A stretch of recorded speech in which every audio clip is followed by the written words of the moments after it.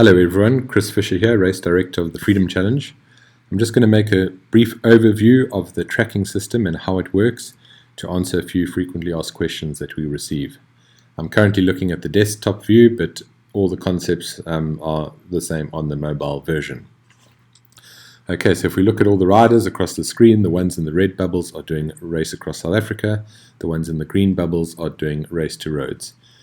The bubbles are all outlined with different colors that are color coded according to the batch in which they started. Okay, all riders are carrying satellite trackers, SPOTS Gen 3 devices. These trackers send a signal to the satellite every 5 minutes. Often if they miss a ping to the satellite, they wait another 5 minutes before trying again, and often they miss a few in a row. As you can see, Mike Woolner is not updated in 55 minutes. This could be due to heavy cloud cover, or tree cover, or just the tracker's positioning on the rider. Unfortunately, there's not a lot we can do about that. But they are probably the most reliable option out there.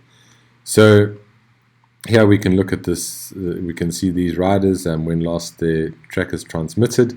A nifty feature in mode progress is to switch on predictive mode. This will then take the rider's average speed over the last 3 pings and project their current position forward. This is obviously an estimate, and if you switch predictive mode off, it'll take them back to their last known location and how long ago that was. So Alex Harris 8 minutes ago was at that position. Put predictive mode back on and it'll obviously project them forward. If the tracker is not updated within the last 15 minutes, then predictive mode does not work, so that's why Mark Woolner is still stuck back here. His tracker's been misbehaving a bit this morning, but hopefully it will come right. Okay, just another important concept to understand is the trackers do not transmit under a roof. So often when the rider is approaching a support station, as you can see here, the support stations are shown in little blue squares, and as the rider approaches the support station, if the last signal was transmitted within 5 minutes, or it hasn't transmitted another signal before they walk under a roof, it will show them as being stuck just outside the support station. Chances are they have reached the support station and just gone inside. This is a downhill down to Middelnosput, and that's the reason for that. Okay, if you click on a rider's profile, it'll bring up the races they have done and a little bio about who they are. If a rider is pulled out, a line will be put through their name, and often in this little bio we'll give the reason of why they've pulled out. If you would like to see where the ride has gone, you can add a path or add a history, which includes time stamps of where they were. If you then zoom in, this is now Ingrid's rider history. It will show you the time stamp of when she was there. Each little triangle is a signal sent to the satellites. Okay, you can also go into all the riders and switch on as many of their tracks as you like and switch them off again.